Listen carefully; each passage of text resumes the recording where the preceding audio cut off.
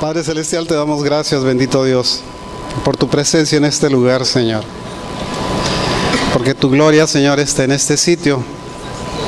Porque tú nos acompañas, Señor. Te damos gracias. Te pedimos en este día, Señor, que tu bendición sea sobre nosotros, Señor, que tu gracia, Señor, nos llene, Padre Celestial. Y que en todo momento, Señor, tú seas, Señor, con nosotros, con nuestra vida, con nuestra familia. Te lo pedimos, Señor, en el nombre de Jesús, nuestro Señor y Salvador. Amén.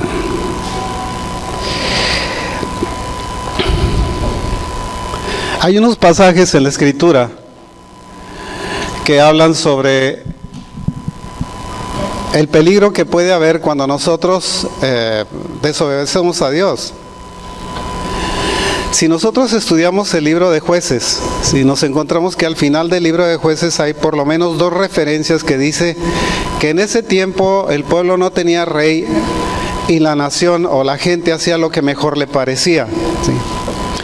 Era como si hubiera una falta de autoridad respecto no solamente a las cosas civiles, sino también a las cuestiones espirituales. El Señor en su palabra les había advertido que cuando entraran en la nación o al lugar que Él les había entregado, que tuvieran cuidado en no mezclarse con las ideas, con las formas, con los rituales o con la manera de doctrina que tenían en esos sitios, porque era peligroso. Por eso era muy estricto en la palabra que les había dejado, en la forma en la que tenían que conducirse, la manera en la que tenían que pensar. Si nosotros vamos al primer libro de Samuel, el capítulo 4, verso 17 al 22, habla de un acontecimiento que pasó en el tiempo al final de los jueces. Dice, y el mensajero respondió diciendo, Israel huyó delante de los filisteos, y también fue hecha gran mortandad en el pueblo.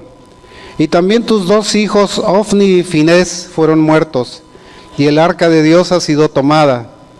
Y aconteció que cuando él hizo mención del arca de Dios, Elí cayó hacia atrás de la silla, al lado de la puerta, y se desnucó y murió, porque era hombre viejo y pesado.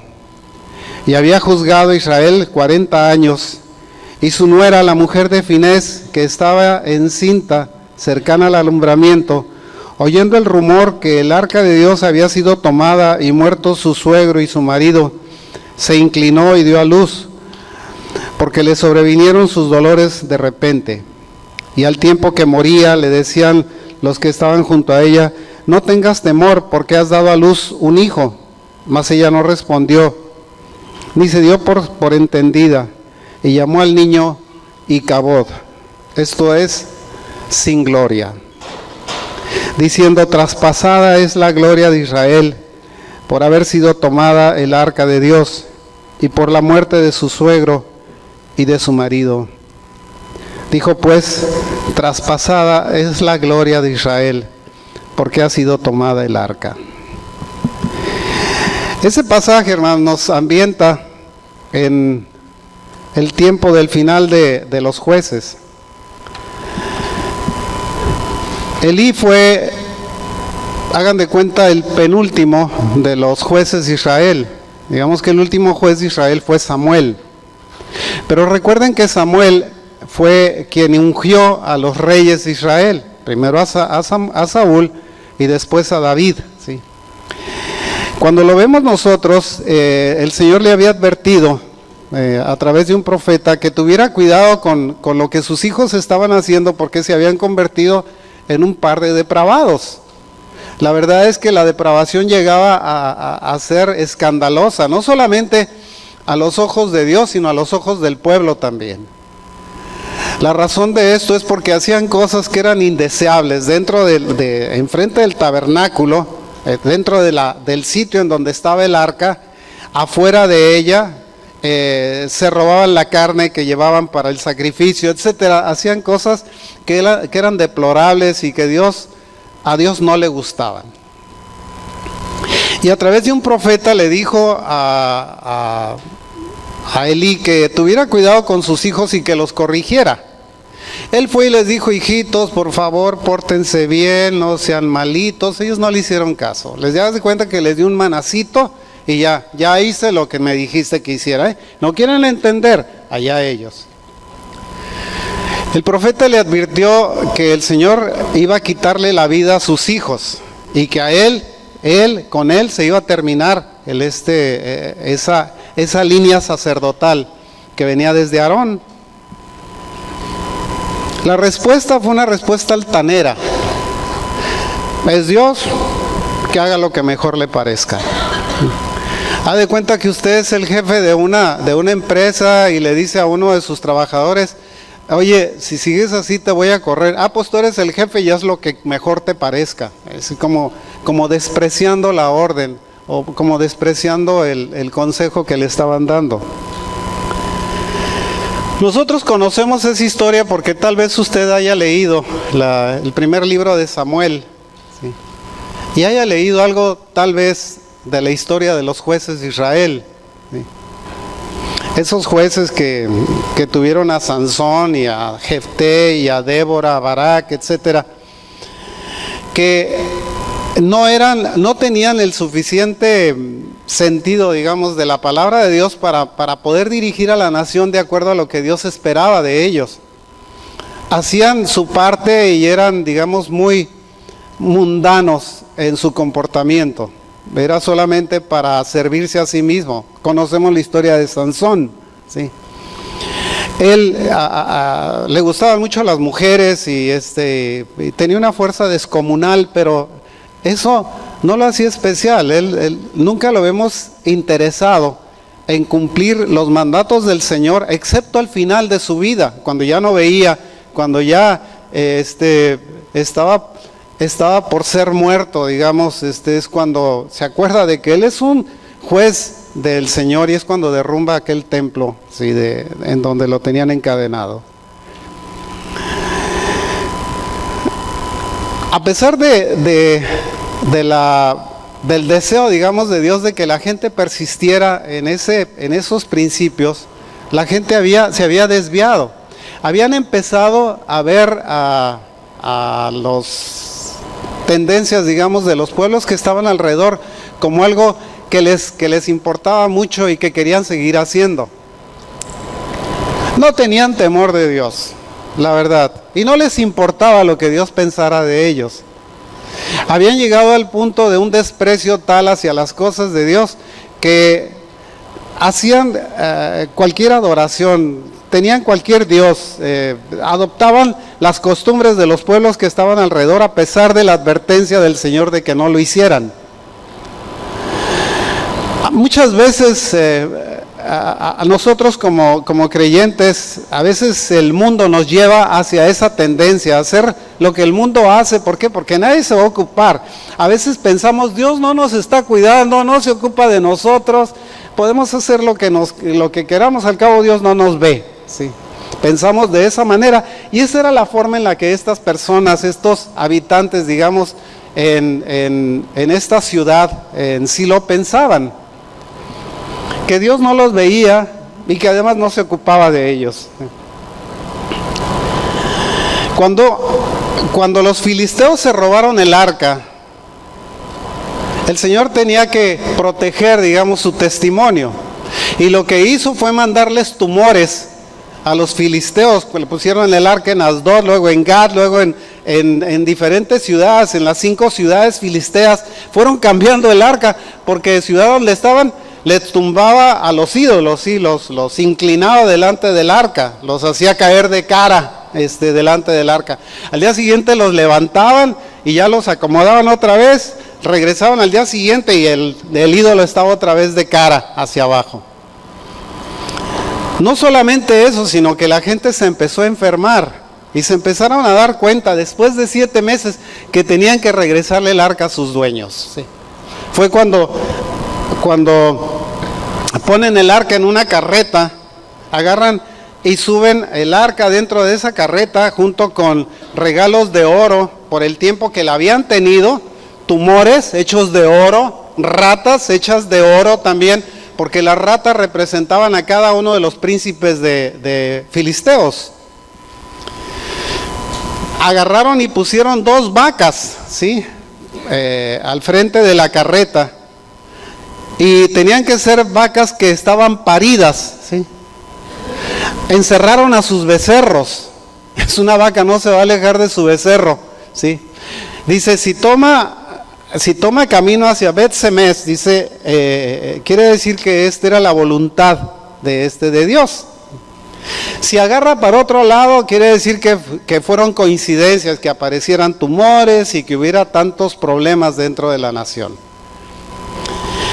Curiosamente, las vacas se fueron rumbo a Bet-Semes, ¿sí? A pesar de que estaban mugiendo, ¿verdad? Porque era como si alguien las estuviera llevando al sitio en donde las habían enviado, dejando sus becerros atrás, dejando su querencia, su deseo. Esto me recuerda muy bien, o digamos, podemos nosotros hacer el ejemplo de que cuando nosotros tenemos personas alrededor, esas personas muchas veces nos pueden robar lo que nosotros tenemos. No sé si usted se ha conocido a gentes que cuando usted les habla de la fe, digamos, les habla del Señor, empiezan a burlarse de usted y empiezan a decirle que es usted un fanático y que esas cosas ya no son aplicables a la época actual, que estamos nosotros muy evolucionados y que ya hemos encontrado que todas esas cosas son mentira, ¿sí? Le empiezan a pretender robar lo que tiene y a veces lo logran. Hay gente a la que sacan del evangelio para volverlas otra vez a hacer lo mismo que eran antes. La otra vez escuchaba yo a un hermano, un predicador de Sudamérica, que decía que en una ocasión se pararon a un hombre, o iban caminando por la calle y se detuvieron porque un hombre estaba pidiendo limosna. Y llegaron con el propósito de darle el mensaje del evangelio para que pudiera él salir de la condición en que estaba. Y el hombre les dijo, no me hablen de eso, yo sé de eso más que ustedes, les dice. Yo estuve ahí también, yo conocí de esas cosas y yo me salí de eso. Haz de cuenta que alguien le robó lo que tenía y se quedó sin aquello. Lo curioso del caso es que quien roba, digamos, la salvación a un creyente, está exponiéndose a que le salgan tumores, está exponiéndose a que el Señor le mande un castigo, que sea un castigo severo para aquel que pretende robar el arca que está en nuestro corazón. Entonces, el Señor Jesús es como un arca que está en nuestra vida, que está en nuestro corazón y que nosotros apreciamos, porque en esa arca, en este corazón está la presencia de Dios, ¿sí? Está nuestra salvación ahí, ahí está lo que nosotros somos, lo que nosotros creemos, lo que pensamos, ¿sí? Cuando esto ocurre, sí, vemos nosotros que la salvación nos puede ser robada por alguien, ¿sí? Alguien nos la pretende quitar y a veces triunfan en quitarnos la salvación y volvemos a ser lo que éramos antes, ¿sí? Aquí por esta iglesia han pasado muchos en esas condiciones, por eso se los digo, ¿sí? Que han tenido la salvación y que se han regresado a lo que eran. Bueno, más adelante, dejando nosotros este tema, digamos, del robo del arca y la devolución del arca posteriormente, más adelante encontramos otro capítulo en el libro de Ezequiel, el capítulo 10 del libro de Ezequiel, ¿sí? En el capítulo 10 encontramos al pueblo de Israel en otra época. Ellos ya tenían el arca, ya habían construido el templo, ya estaba el arca en el lugar santísimo, estaba separada del lugar santo a través de un cortinaje que impedía que los que andaban fuera, que eran los sacerdotes, pudieran ver el arca. Una situación que ocurrió curiosamente cuando regresan el arca los filisteos, el arca llega y se para en donde estaba una piedra, ¿sí? Que era parte del terreno de Josué, ¿sí? Llega y se para ahí y la encuentran, se alegran todos, pero a algunos curiosos se les ocurrió ver dentro del arca y murieron, ¿sí? Porque no podemos nosotros ver, digamos, las cosas de Dios a no ser que el Espíritu de Dios esté en nosotros. Por eso cuando el Señor Jesús murió, el velo se rompió para que nosotros pudiésemos entrar delante de la presencia de Dios y poder nosotros contemplar el trono de Dios, acercarnos a Él, hablar con Él, tener una relación directa con Él, sin necesidad de que alguien, de que un sacerdote lo hiciera a través de un sacrificio, como lo hacían en la antigüedad, para poder entrar dentro del lugar santísimo. Cuando nosotros vemos esta porción, digamos, de el libro de Ezequiel, el capítulo 10, si usted revisa su Biblia, dentro del capítulo está el título, sí, del capítulo que dice: la gloria de Dios abandona el templo. Esto significaba, sí, esto es muy especial en cuanto a lo que nosotros pudiéramos observar que está ocurriendo en el mundo. Ahí no es que el arca haya sido robada, ahí es que el Señor, el habitante del arca, el que se sienta en el asiento de misericordia, la gloria misma del arca, se aleja del arca. Y se empieza a alejar del arca antes de que Jerusalén cayera en manos de los babilonios, ¿sí? De que fuera la diáspora babilónica o la deportación babilónica. Esto empieza a ocurrir antes, como si el Señor en una visión que le estaba dando Ezequiel le dijo: esto fue lo que pasó antes de que Jerusalén cayera en manos de los babilonios. Encontramos después de este capítulo 10 solamente desolación, destrucción. El templo dejó de existir, la ciudad quedó deshecha, ¿sí? Fue durante esos por lo menos 70 años que la ciudad estuvo desocupada, deshecha, no había templo, el templo había sido arrasado completamente. Porque antes de eso el Señor se había alejado, se había ido. Y pensamos nosotros, bueno, ¿cuál fue la razón por la que el Señor se fue de ese lugar? ¿Por qué se separó del arca? ¿Por qué tuvo que alejarse y empezar a irse y empezar a estar hasta un monte que divisaba Jerusalén y de ese monte desaparecer y ya no volverse a parar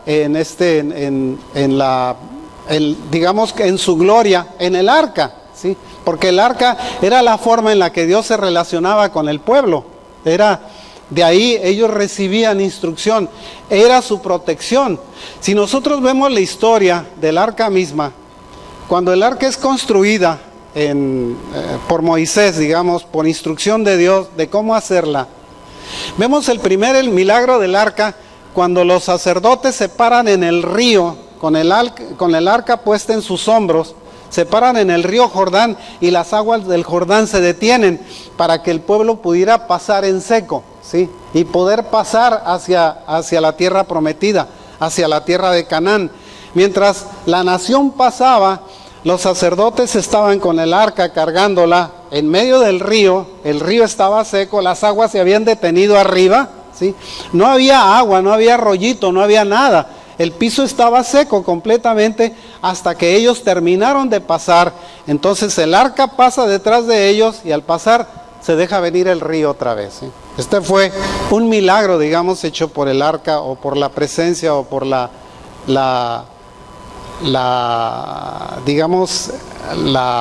el poder que existía en el arca misma.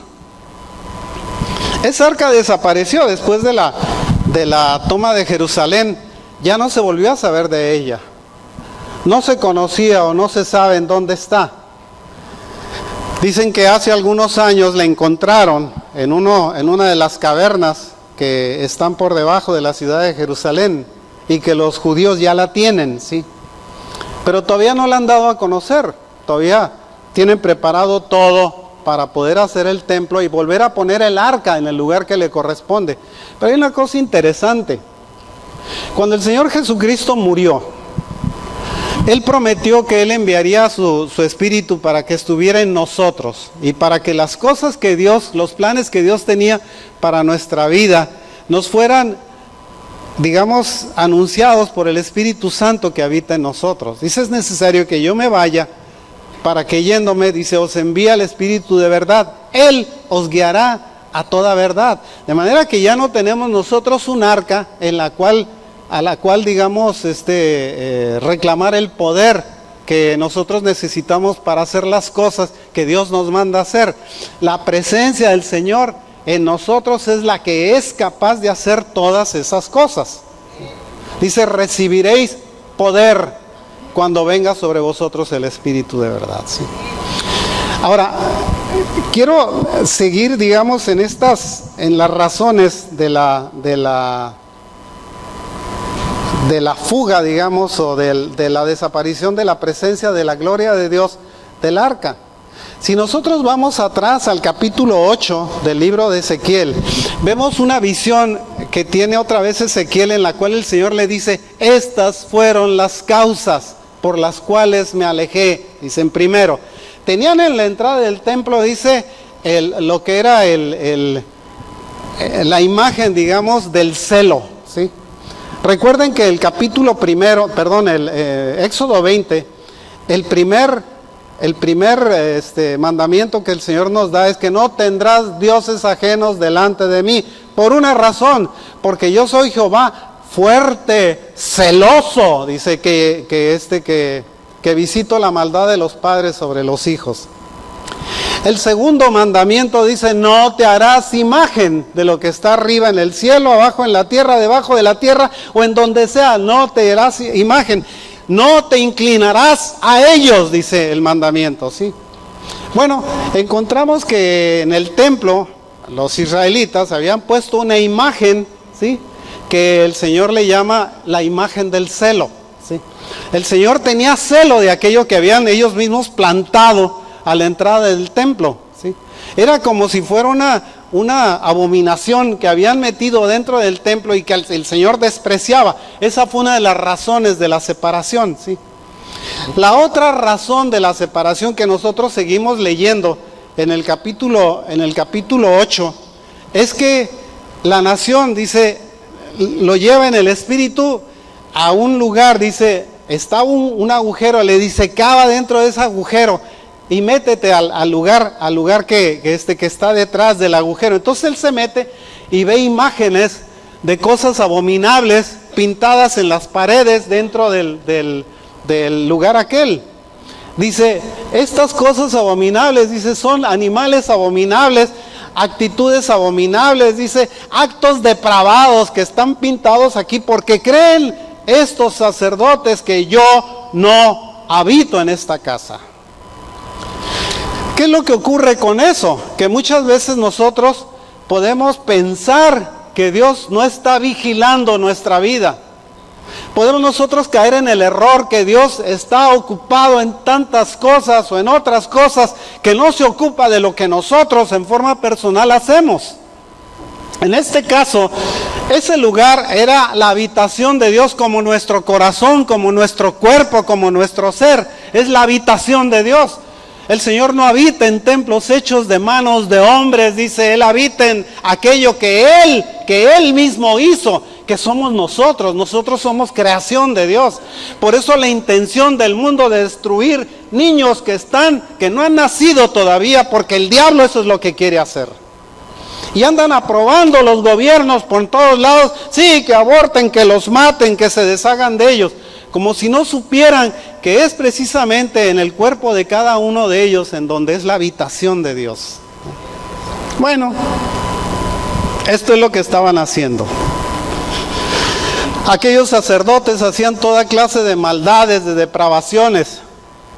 Estaban ocupados en eso, dice. Más adelante lo lleva a otro lugar en donde le enseña que están 25 levitas, 25 sacerdotes viendo hacia el oriente. dándole la espalda al templo, al sitio en donde estaba, que era la habitación de Dios. Ellos estaban viendo hacia el oriente. ¿Por qué? Porque estaban adorando al sol, ¿sí? Es absurdo, es estúpido el hecho de que nosotros estemos adorando las criaturas que Dios hizo. Y nosotros nos olvidemos que tenemos esa adoración hacia quien es el creador de todas las cosas, no hacia las cosas que creó. Si ustedes se van allá a Teotihuacán, van a encontrar que en los solsticios hay una bola de gente trepada ahí en la pirámide de Teotihuacán, la pirámide del sol, adorando al sol. ¿Ustedes creen que eso el Señor no lo tiene en su mirada, en su vista? No sabe, no es testigo de lo que está pasando, de lo que esas gentes están haciendo. Y nosotros nos encontramos con personas que hacen eso y que nos empiezan a hablar de la creación misma, es que el universo y el átomo y esto y aquello, y nos quieren empezar a envolver en una idea que nos trata de apartar, digamos, de el reconocimiento o de la aceptación o de la verdad que todo el mundo, que toda la creación, que todo el universo es obra de Dios. Más adelante, dentro del mismo capítulo, el Señor le muestra a un grupo de mujeres piadosas, mujeres judías, mujeres santas, mujeres supuestamente sabias, endechando, llorando por Tamuz. Eso es lo que el Señor le muestra. Dice, ve este grupo de mujeres llorando, dice, y clamando por Tamuz. ¿Qué es lo que están haciendo? Entonces dice, es irritante. Yo no me fui, me corrieron. La gente que estaba aquí, que se suponía que debía darme la bienvenida dentro de este lugar, me corrió de este lugar.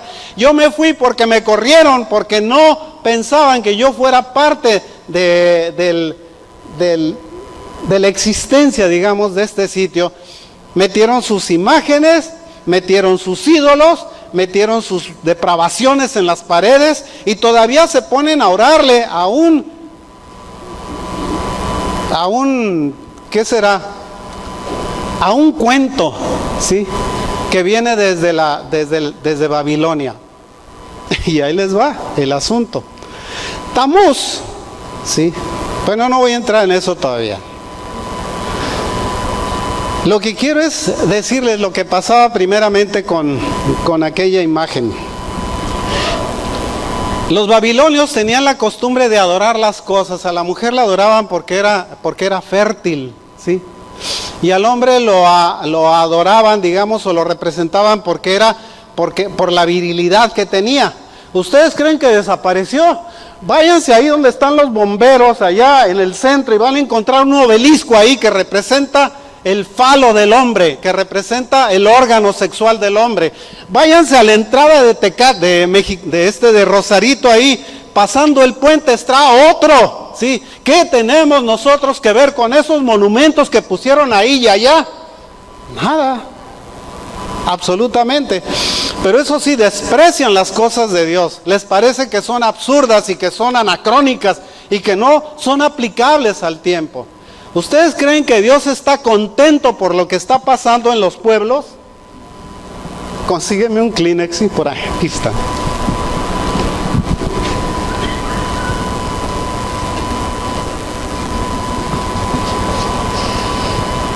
¿Ustedes creen que Dios está contento por lo que está pasando?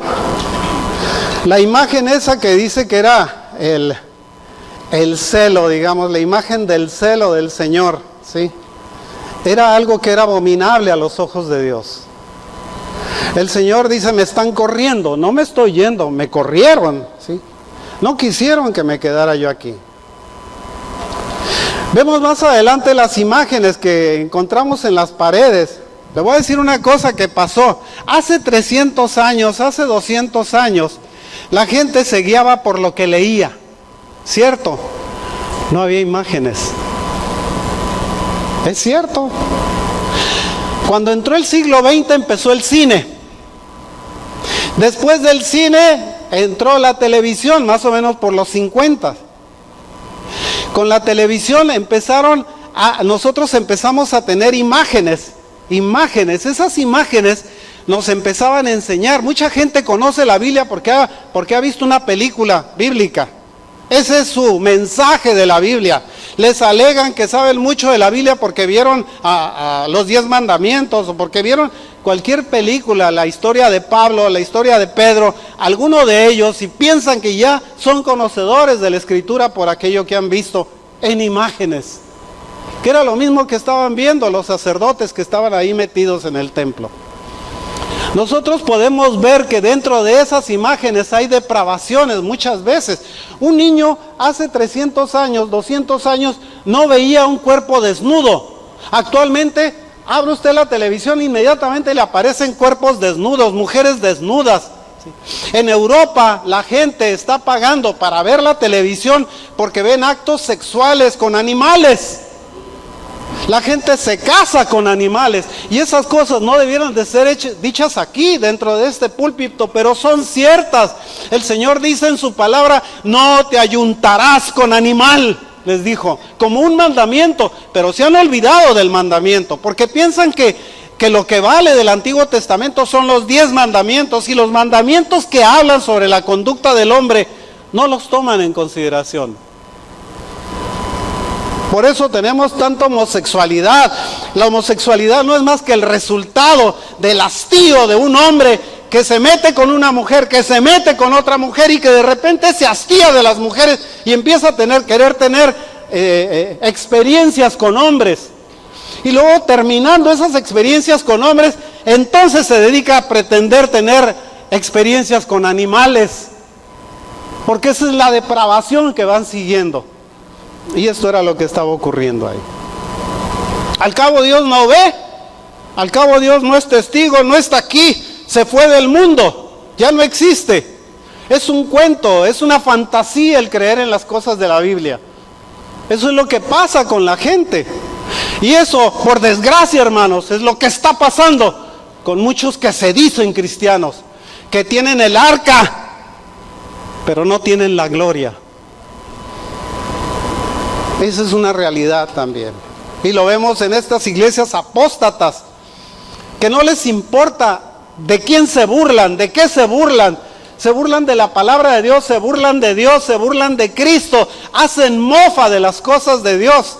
Cuando el Señor nos advierte que tengamos cuidado, que no nos atrevamos a levantar nuestras voces en contra de las potestades superiores.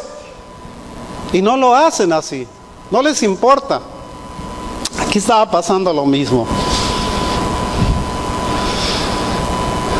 Había una causa de pérdida, y esa causa de pérdida era como desconocer, como despreciar las verdades que el Señor les había dado en su palabra y que nos sigue dando, porque la palabra sigue siendo válida. A pesar de lo que el mundo diga y a pesar de lo que algunos iluminados digan por ahí, la Escritura sigue siendo verdad y no ha pasado. Independientemente de que nosotros le entendamos o no, la Escritura no ha pasado. Muchos pretenden llegar al conocimiento de la Escritura por el razonamiento. No se puede. La Escritura primero hay que creerla. Cuando el Señor le dé oportunidad, le va a dar oportunidad de entenderla, pero primero tiene que creerla. Nosotros no podemos nada más aceptar lo que entendemos. ¿Qué es lo que les pasa a muchos? Eso no lo entiendo y por lo tanto no lo acepto. Me rehúso a aceptar que se puede hablar en lenguas, porque no lo entiendo. ¿Se ha encontrado con esos? Me canso yo con muchos, ¿sí? Que no creen, digamos, que el hablar en lengua es una realidad y que fue algo que pasó, que el tiempo dejó atrás, que le ocurrió nada más a los apóstoles y que le ocurrió a los pueblos o a la gente que estaba alrededor del Señor y que de ahí en fuera se acabó, ¿sí? Ya no existe tal cosa. Y eso es como negar la presencia del Señor en nuestra vida. Es como decir, todo eso es una fantasía que ya no existe y que nosotros seguimos creyendo porque somos ignorantes o porque somos fanáticos. Si nos reclaman que somos fanáticos, hermanos, siéntase orgulloso de que usted es fanático de la Escritura, ¿sí? De que usted le cree a Dios. Le pregunta el Señor a Ezequiel, ¿no ves lo que ellos han hecho? Han construido esa abominación para alejarme de mi santuario, ¿sí? Para alejarme de mi santuario. ¿Qué es lo que pasa cuando se aleja el Señor de su santuario? Que lo único que nosotros damos aquí cuando el Señor se aleja es palabra, y la palabra no sirve para nada. Acuérdense lo que dice la Escritura, la letra mata, el Espíritu es el que vivifica. Sí. Si nosotros nos concentramos nada más en la palabra, nada más en decir, y en decir, sin dar muestras, digamos, de la presencia del Espíritu de Dios en nuestra vida, estamos huecos. Ocurre que hemos construido abominaciones, porque dicen ellos, no nos ve Jehová, Jehová ha abandonado la tierra. Es una manera, digamos, de justificarse. Dice que dentro de los que estaban ahí, ¿sí?, había dentro de aquellos 25 que estaban mirando hacia el oriente, dice, recuerden que dentro de la ley el Señor había dispuesto que tenía que haber 24 turnos de levitas, pero estos eran 25, porque junto con ellos estaba el sumo sacerdote, ¿sí?, que era el número 25, que estaban viendo hacia el sol y que estaban adorando al sol, ¿sí? Y el Señor le reclama. Junto con ellos, dice, estaba uno llamado Jaazanías, hijo de Safán. Safán, curiosamente, 30 años antes, Safán había sido uno de los responsables del hallazgo en el templo de Jerusalén del libro de la ley. Este libro le fue llevado a Josías, el rey, y a causa de la presencia o de haber encontrado aquel libro de la ley, Josías se arrepintió, puso a la nación en ayuno, agarró y proclamó él que ellos iban a servir al Señor, y ellos empezaron a hacer sacrificios para darle gracias a Dios porque el Señor seguía con ellos, ¿sí? 30 años antes. 30 años después, el hijito de aquel estaba ahora en contra de Dios, no le importaba, no era cierto lo que había pasado con su padre, ¿sí? Estaba haciendo lo que él pensaba que era correcto, que era adorar al sol. Se volteaban hacia el este y adoraban al sol, porque por ahí salía el sol, y ahí viene el sol, y todos los días hacían lo mismo, y al Señor le rechocaba eso. No nos ve Jehová, pues porque se ha ido. ¿Qué es lo que pasa con muchas gentes? Al cabo no nos ve el Señor, al cabo no está presente en lo que nosotros estamos haciendo equivocadamente. No está Dios, no nos puede ver, nos hemos escondido muy bien, apagamos la luz. Pero el Señor nos está vigilando, sus ojos están puestos en nosotros, hermano. Y gracias a que sus ojos están puestos en nosotros, nosotros recibimos de Él bendición, ¿sí?, continuamente, ¿sí? En el versículo 13 de este capítulo 8 me dijo después, vuélvete aún, verás abominaciones mayores que hacen estos. Y me llevó a la entrada de la puerta de la casa de Jehová, que está al norte, y aquí mujeres estaban sentadas endechando a Tamuz. Ahí les va. No se asombren. Tamuz era el hijo de Astarte. Astarte era la esposa de Baal. Dentro de la tradición babilónica, cuando murió Nimrod, a Nimrod lo creían un dios. A la muerte de Nimrod, la esposa, ¿sí?, Astarte o Astarte, ¿sí?, o Astaret, tiene un hijo. Y ella empezó a decirle a la gente que ese hijo era la reencarnación de Nimrod y que era Dios otra vez vuelto a nacer. De manera que encontramos a una mujer cargando un niño. ¿Les recuerda algo? ¿No? Sí. Con perdón de los católicos, sí. Pero esa es una abominación delante del Señor. con perdón de los católicos, pero es una abominación delante del Señor, porque el Señor dice: no te harás imagen de lo que está arriba en el cielo, ni abajo, ni los adorarás, ni te inclinarás ante ellos, dice, porque yo soy Jehová. Sí, el Señor es fuerte, celoso. Fíjese que ese nombre es uno de los muchos nombres que tiene la diosa esta babilónica. Entre los católicos se llama María, que no tiene nada que ver con Miriam, ¿sí? Nada que ver. Nosotros no encontramos, póngase a ver, a leer su escritura, nunca va a encontrar la imagen de María cargando a Jesús, nunca. Puede que lo haya cargado, no lo sé, tal vez sí, estoy seguro que sí. Pero no la vemos como una imagen, porque al Señor no le interesaba presentar a María, al Señor le interesaba el Señor Jesús, porque del Señor Jesús nosotros recibimos la salvación, no de María. María no fue más que un vehículo para eso, fue un vehículo dentro de un pueblo que Dios escogió con ese propósito también. Hubiera podido escoger a los aztecas, pero escogió a los judíos. Hubiera podido escoger a los iraníes, pero escogió a los judíos. Podía haber escogido a los turcos, pero escogió a los judíos, porque tenía que escoger a un pueblo de donde iba a venir el Salvador, y tenía que escoger a una mujer de la cual iba a nacer el Salvador. Dentro de la tradición babilónica, ellos pensaban que esto cumplía la profecía que estaba en Génesis 3, en donde habla el Señor respecto a que la mujer, la simiente de la mujer, iba a pisotear la cabeza de la serpiente. ¿Sí conocen la profecía? Está en Génesis 3. Pisotear estos pensaron, porque el diablo es muy astuto en meter mentiras, en crear mentiras. Les metió la mentira de que este Tamuz era aquel que iba a traer la salvación al mundo. Y estas mujeres estaban endechando a Tamuz.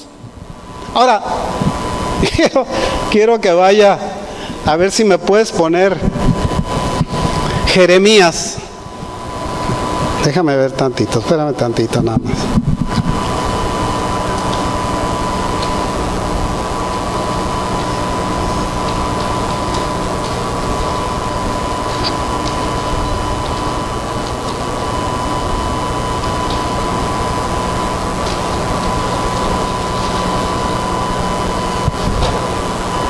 Ahorita se los doy, hermanos.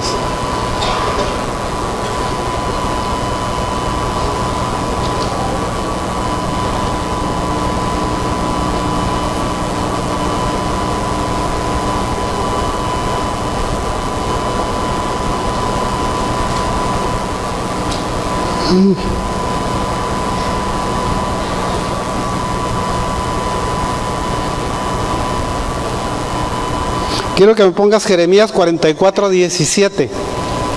Y quiero que vean esto, hermanos. Este fue una porción de judíos que se fue para Egipto, y con quienes se fue Jeremías, precisamente porque el Señor lo mandó con ellos. Tratando de escapar de la ocupación babilónica, se fueron a Egipto.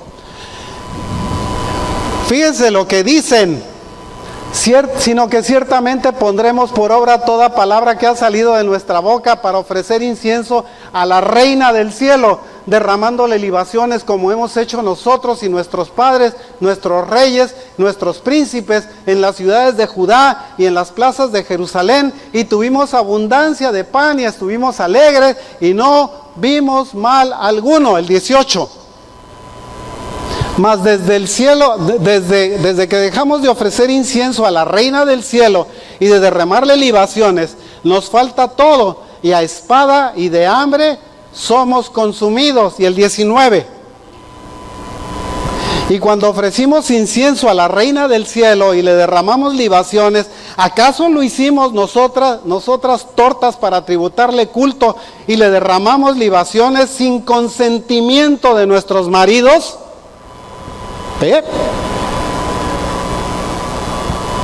Cuando usted le habla a una persona, mire, a mí me tocó hablarle a una persona que tenía una mona ahí en su baño.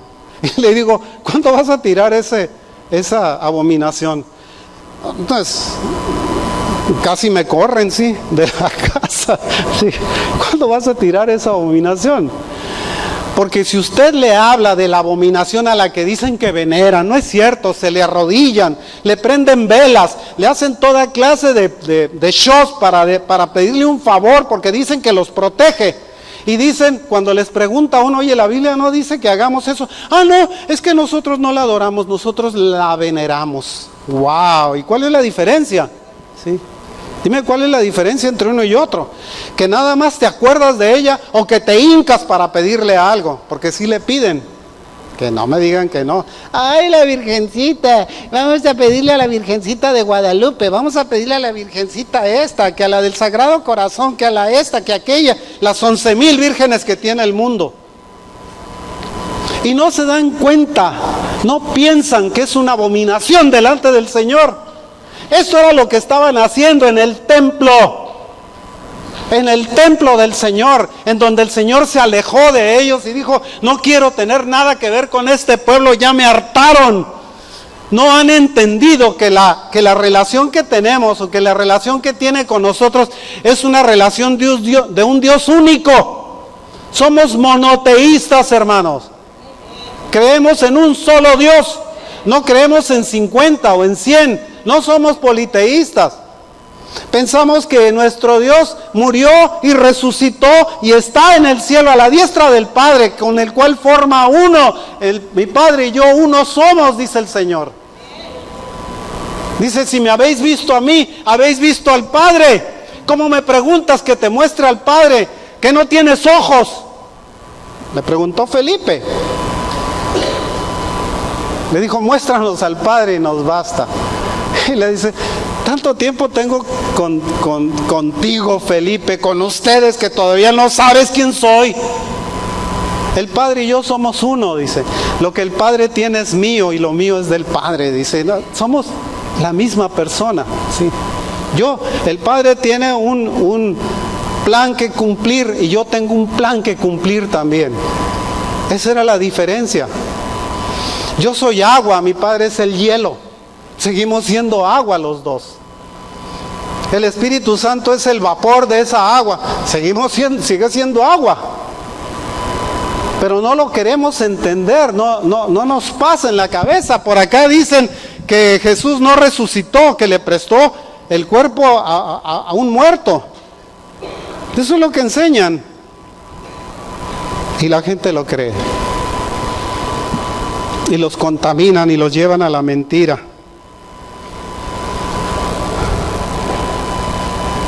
Bueno, encontramos que esta apostasía iba hasta la reina del cielo. Ahí la tienen, en lo que habíamos leído.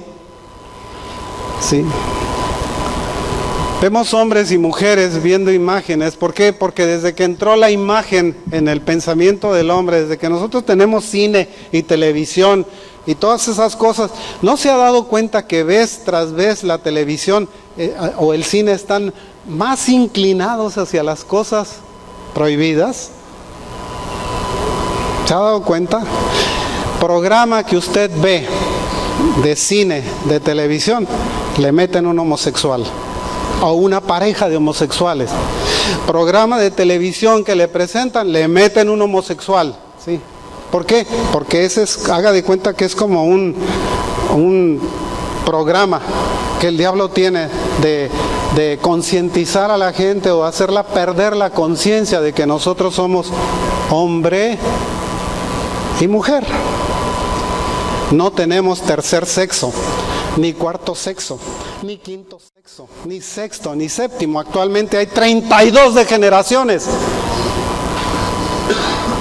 y que son aceptadas públicamente y políticamente correctas. A veces pienso que yo les hablo mucho del homosexualismo porque nosotros estamos viendo lo que pasa. No es una cosa extraña, lo vemos nosotros entre los candidatos, entre lo que sea que está pasando en este mundo.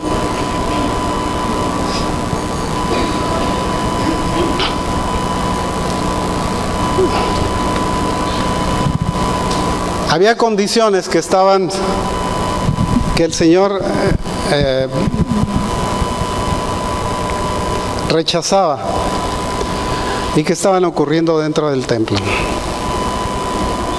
Por eso vemos en la palabra de Dios que el Señor se alejó. Qué tristeza del Señor. Más adelante en el capítulo 9 del libro de Ezequiel, dice que el Señor le muestra el Señor a 6 hombres que vienen. Entre ellos venía uno con un tintero, haga de cuenta un escribano. Y al escribano el Señor le dice: marca a los que se han arrodillado, a los que han orado, a los que se han acongojado por lo que ha pasado aquí, por lo que está pasando aquí, los vas a marcar. Y a los otros les dijo, dice, cada uno venía con su instrumento de muerte. Ustedes se van a encargar de matar a todos, no van a respetar a hombres, mujeres, niños, ancianos, dice, que no estén marcados, ¿sí? ¿Qué es lo que está pasando en el mundo, hermanos? Va a llegar el momento en el que esta gloria que nos dice la palabra de Dios que se alejó, se va a alejar, y se va a alejar con su pueblo. Porque el Señor no quiere que su pueblo sufra el castigo que viene sobre la tierra, sobre el mundo, para enseñarle al mundo de quién se han burlado. Han pretendido burlarse del Señor. El Señor primero los agarra y los deporta a Babilonia, en donde casi los exterminan. Después los babilonios fueron conquistados por los persas, y los persas casi exterminan a los judíos, a no ser que hubiera la compasión de una mujer y un hombre que se arrodillaron y que oraron y que ayunaron y que le pidieron a Dios que los rescatara de la situación en la que se encontraban. Por eso proclamamos ayunos a veces. Porque nosotros tenemos que tener conciencia de lo que está pasando en el mundo, conciencia de lo que está pasando en la política, conciencia de lo que está pasando en la sociedad.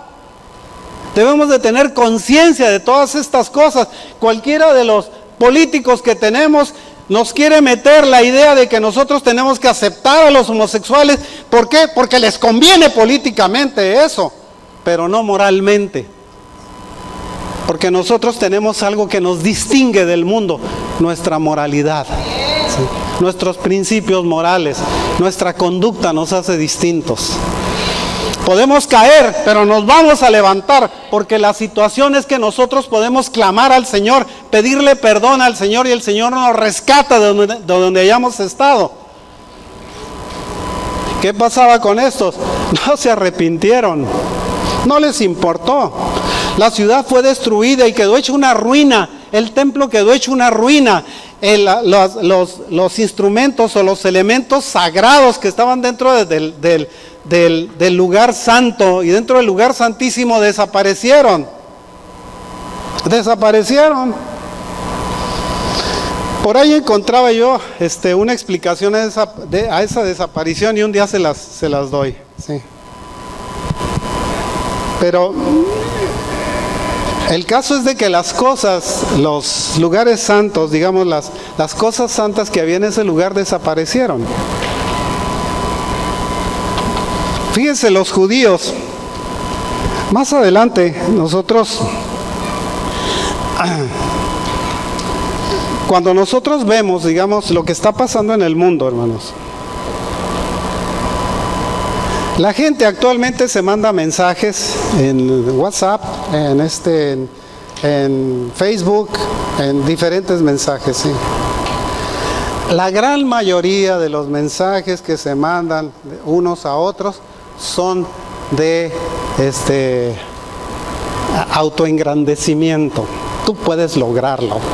Tú tienes la capacidad para hacerlo. Wow. En algunas iglesias dice, hay que buscar al campeón que hay dentro de usted, el campeón para acá y el campeón para allá. ¿Y dónde quedó el Señor Jesús? ¿En dónde está? No es más que una cuestión histórica el hablar de Jesús, cuando nosotros estamos hablando de la digamos, autoexaltación, ¿sí? Decimos, no, es que yo puedo, así que yo soy bien macho, ¿sí? Yo sí puedo, yo lo logro, yo para acá, yo para allá. Vemos inclusive las canciones que estamos cantando a veces y estamos oyendo un yo y dame para mí, yo. En lugar, nosotros cuando vemos las canciones antiguas hablan de la exaltación al Señor. Sí. Sí, Jesús es mi Rey soberano, ¿sí? Mi gloria es cantar su loor, ¿sí? Es Rey y me ve como hermano, dice. Y todos estamos exaltando al Señor. Actualmente nosotros tenemos canciones que están exaltando a la gente. Tenemos un grupo de cantantes allá en Australia que son unos degenerados.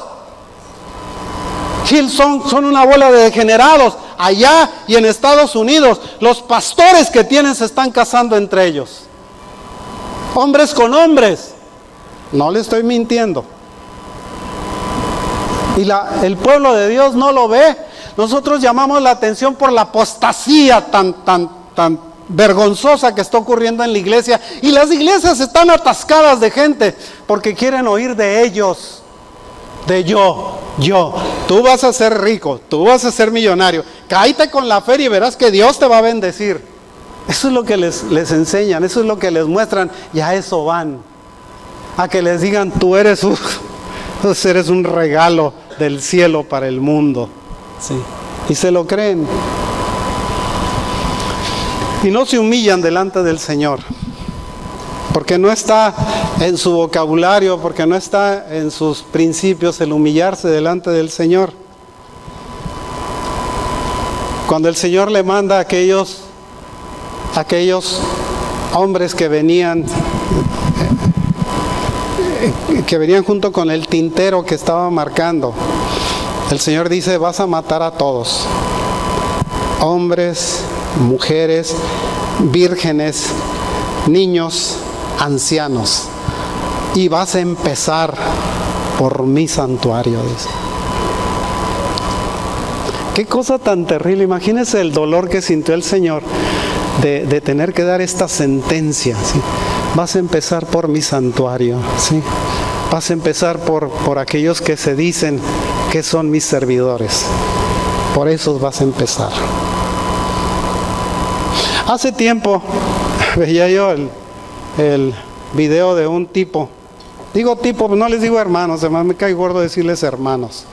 A un tipo, predicador, que estaba diciendo que Jesús nunca había hablado del nuevo nacimiento, que era una mentira, que él jamás enseñó una doctrina del nuevo nacimiento. Bueno, pues es no leer la Biblia.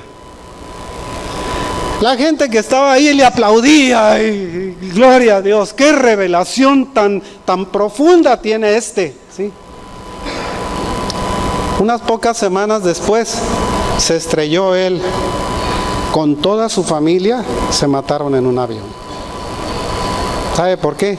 Porque el Señor empieza muchas veces por su santuario, ¿sí? Y cuídense aquellos que están proclamando y hablando de apostasías.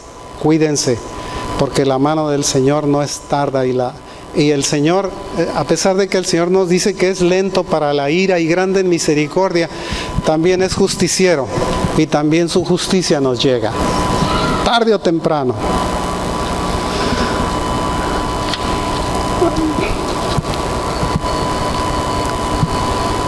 Dice en el verso 8 del capítulo 9.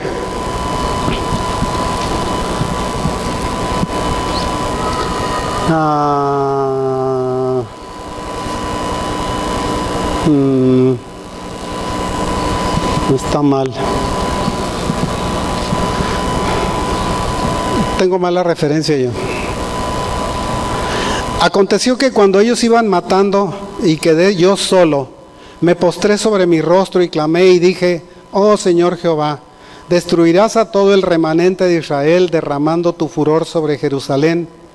Y me dijo, la maldad de la casa de Israel y de Judá es grande sobremanera, pues la tierra está llena de sangre y la ciudad está llena de perversidad, porque han dicho, ha abandonado Jehová la tierra y Jehová no ve.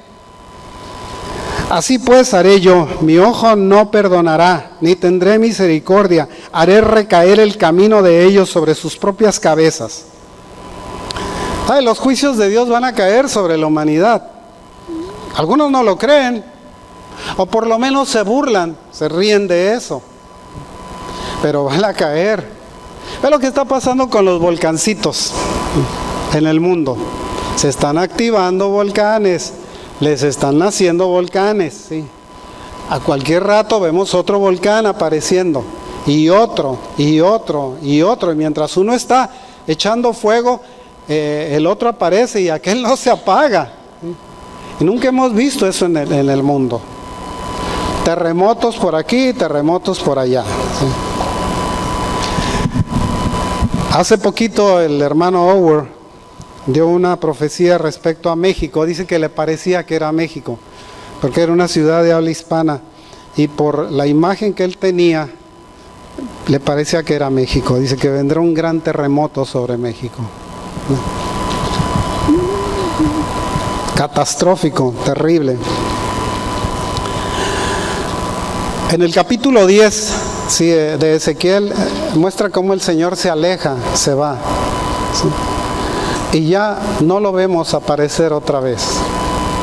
En el tiempo no lo vemos aparecer otra vez. Construyen el templo, el nuevo templo, el templo de Herodes, ¿sí? Que terminó Herodes.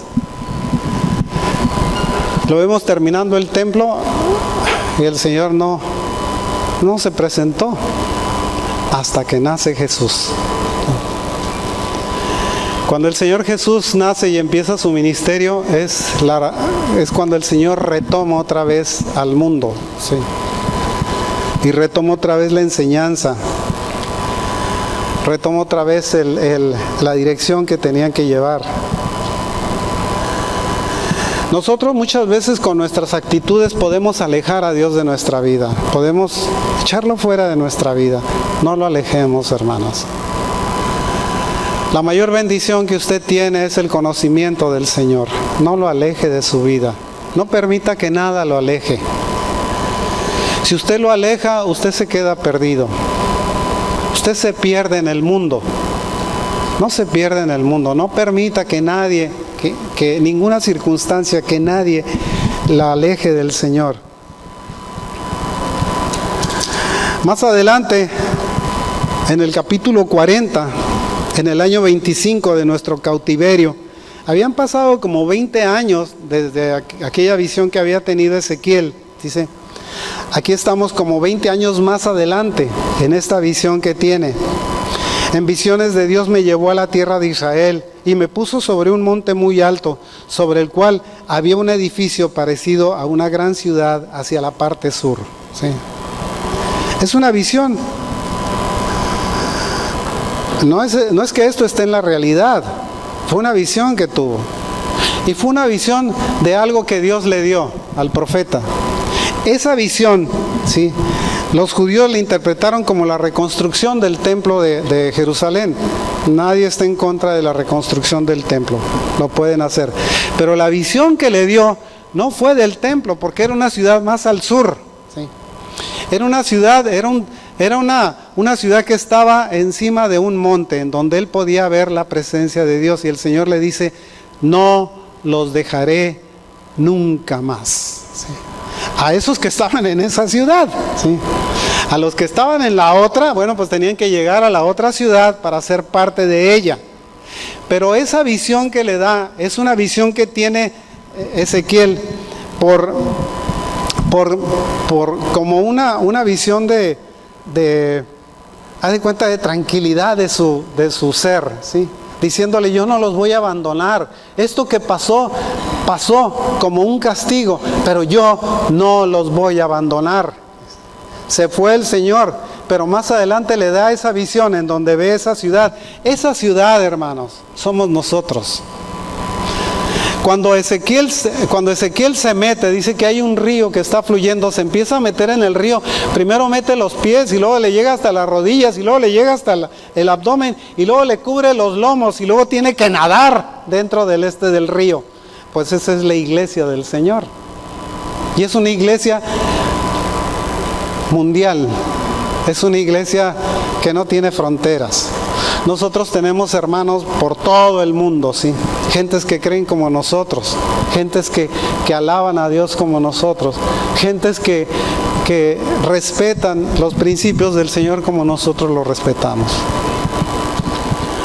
Venimos a este lugar porque consideramos que esta es una casa de oración. Si usted ve en el capítulo 21 de Apocalipsis, en el verso 22, dice: en la eternidad no habrá templo alguno.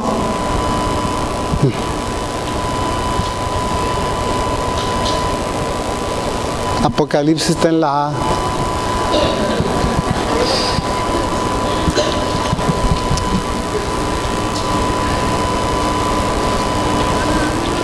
Ay, no, más adelantito, 21.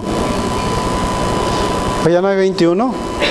La última vez que vi Apocalipsis tenía el 21.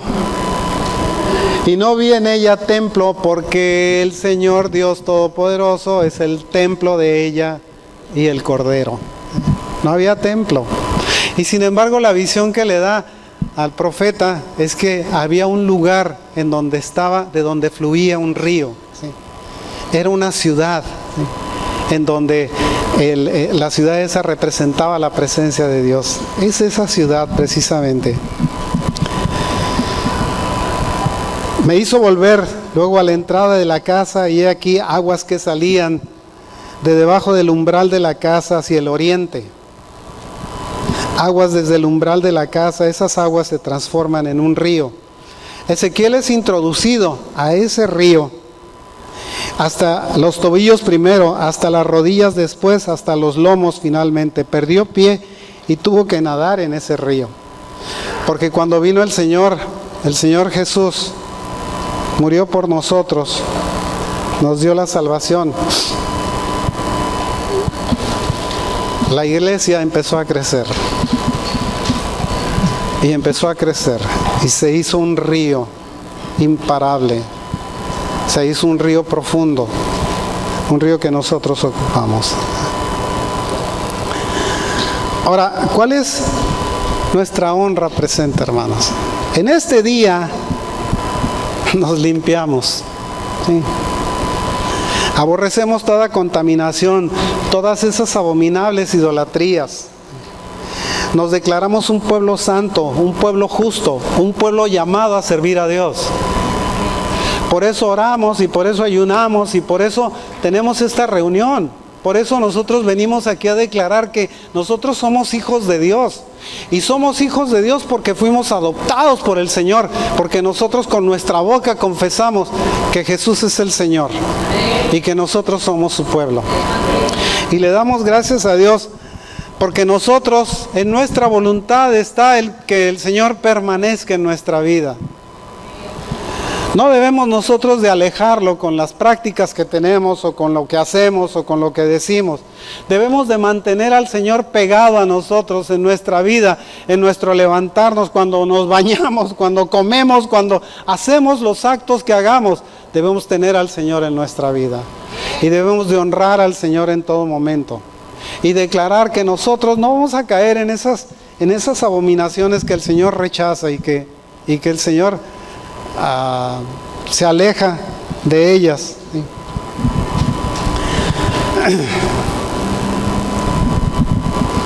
Podemos nosotros decir aleluya, bendito sea el Señor, ¿sí? Porque nosotros nos dio la oportunidad de ser parte de ese pueblo, ¿sí?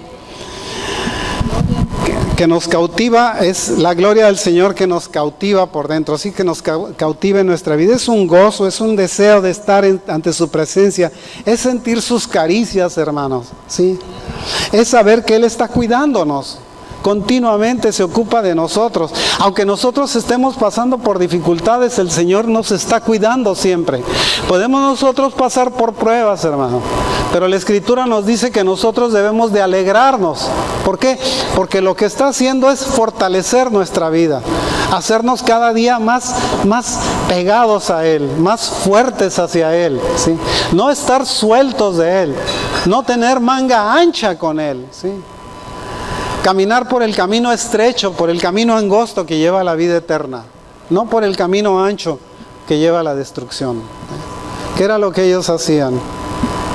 En un tiempo y en otro tiempo vemos a la nación de Israel alejándose de Dios, creyendo en monos, creyendo en imágenes, creyendo en esto, creyendo en aquello, y olvidándose que el Señor los había rescatado, igual que a nosotros, nos rescató de la Babilonia en la que estábamos, a muchos de nosotros, ¿cierto? Nos rescató de Babilonia. Y también nos sacó de Egipto, de la esclavitud en la que vivíamos, cierto también. Y por eso le estamos agradecidos a Dios, porque la gloria del Señor sigue estando en nuestra vida y no se ha alejado de nosotros. Que Dios les bendiga, hermanos.